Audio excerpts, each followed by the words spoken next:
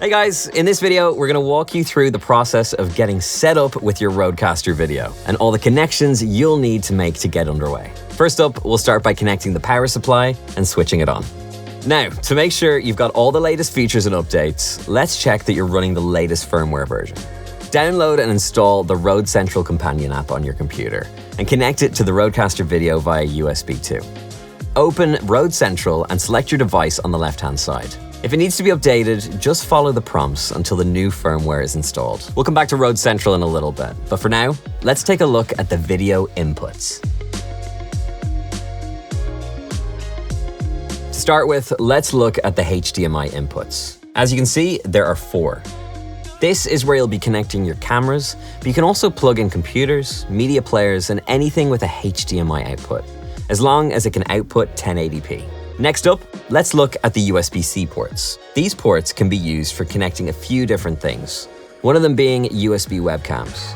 You can connect up to 2 webcams via USB 4 and 5. These will work in the same way as any other camera connected to the RØDECaster video. Alongside webcams, any device that outputs a UVC stream can be used as a video source with these inputs, including capture cards and some mirrorless cameras. You can connect and use up to 6 video inputs at once, 4 HDMI and 2 USB. All right, now let's take a look at our video outputs. The 2 HDMI outputs can be used to connect video monitors, computer screens, or even TVs, which you can use to monitor or display your production. Each of these 2 outputs can have a different video feed sent to it. This lets you preview an upcoming scene, view your live program feed, or get an overview of your entire production at a glance. And lastly, the USB 1 output can be used to send a video stream of your production to a connected computer, so you can use it in streaming, conference, or recording software. Just be sure to use the included super speed USB cable. While the RØDECaster video can be operated standalone, you can get a whole lot more out of it when paired to a computer. This can be done via USB 2, like we have right here, or an Ethernet cable to connect to your local network. Now, back to Rode Central. This companion software gives you complete control over your RØDECaster video, including scene building, audio mixing, remote control, and advanced configuration. Next up, let's attach the included antennas and connect to Wi-Fi. Open Rode Central and select your device on the left-hand menu. Go to the System tab under Device Configuration, select Network, and connect your Wi-Fi. Now you'll be able to stream directly to your favorite platforms such as YouTube or Twitch. It also allows you to control and configure your RØDECaster video wirelessly via Rode Central, as long as your computer is on the same network. You can either do it remotely over Wi-Fi or directly via Ethernet or USB 2. If you're using Wi-Fi or Ethernet for this, you don't need USB 2 connected, unless you also want to use its secondary audio interface.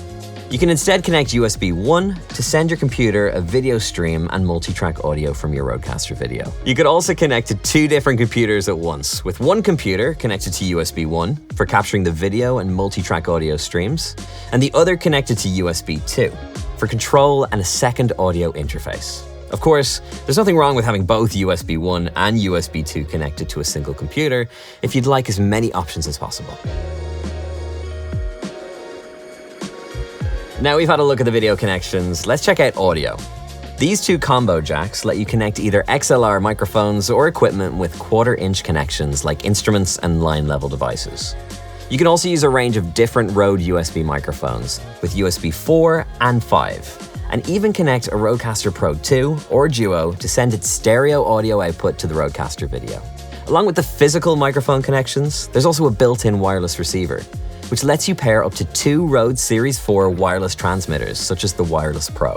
To connect smartphones or secondary computers, you can also use USB 2 to both send and receive audio. If any of the devices you've connected to the HDMI inputs can output audio over HDMI, such as a camera or a console, this audio will also be sent into the audio mixer.